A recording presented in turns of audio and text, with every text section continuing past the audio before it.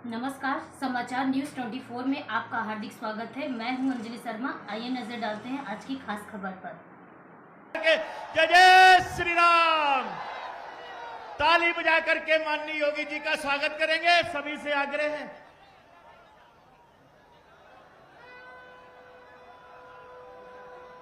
अब मैं माननीय अपने सांसद जी मोमेंटो देकर के सभी लोग स्वागत करेंगे। इतनी भीषण धूप में इतनी भारी संख्या में गर्मी और लू की परवाह के बगैर आप जिस मजबूती के साथ, जिस उत्साह के साथ अपना आशीर्वाद देने के लिए भारतीय जनता पार्टी के प्रत्याशी को देने के लिए आए हैं, वह अंतःकरण से विभूत करने वाला है। मैं आपका हृदय से अभिनंदन करता हूं, स्वागत करता हूं। बहनों और भाइयों,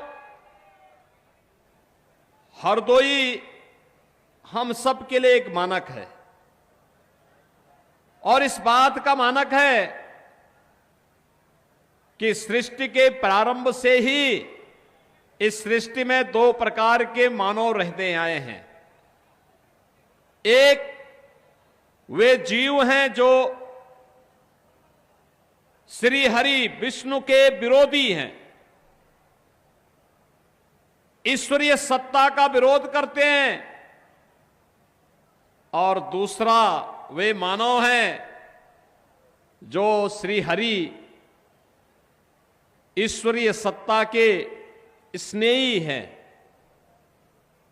और हरदोई वासी तो ये साक्षात भगवान विष्णु के स्नेही माने जाते हैं, श्री हरि के स्नेही माने जाते हैं, इसलिए हरदोई कहलाए। और बहनों और भाइयों, जो कार्य सृष्टि के प्रारंभ में से चला रहा है वही तो आज भी हो रहा है। देश के अंदर एक तरफ भगवान श्री विष्णु के ही अवतार मर्यादा पुरुषोत्तम भगवान श्री राम के भक्त हैं और दूसरी तरफ रामद्रोही हैं। आज आपने देखा होगा कांग्रेस ने अपने एक प्रवक्ता के खिलाफ इसलिए कार्रवाई कर दी क्योंकि उनकी प्रवक्ता अयोध्या में रामलला का दर्शन करने के लिए गई थी। अब आप सोचो, इन कांग्रेसियों की मति मारी गई है, भगवान का विरोध कर रहे हैं, भगवान का विरोध कर रहे हैं। और यही तो मैं कहने के लिए आया हूं, एक तरफ राम की सत्ता पर, ईश्वरीय सत्ता पर विश्वास करने वाली भारतीय जनता पार्टी और सहयोगी दल है, और दूसरी तरफ राम का द्रोह करने वाले, राम के द्रोह करने वाले की दुर्गति हमेशा तय है।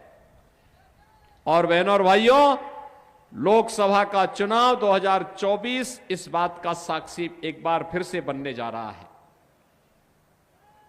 पूरे देश के अंदर जो माहौल है, 2 चरणों का चुनाव संपन्न हो गया है। बहनों और भाइयों, 2 चरणों के चुनावों के बाद कल तीसरे चरण का चुनाव है। 2 चरणों का चुनाव और कल तीसरे चरण का चुनाव होने के बाद बहनों और भाइयों, 286-87 सीटों पर अब तक चुनाव, 285 सीटों पर अब तक चुनाव संपन्न हो चुका होगा कल सायंकाल तक। और पूरे देश के अंदर जो स्वर गूंज रहा है, 2 ही स्वर गूंज रहे हैं। वह है, एक स्वर है जो पूरे देश के अंदर है, वह वृद्ध हो, जवान हो, महिलाएं हो, पुरुष हो, गांव हो, शहर हो, हर ओर एक ही स्वर गूंज रहा है, और वह है फिर एक बार मोदी सरकार, फिर एक बार मोदी सरकार।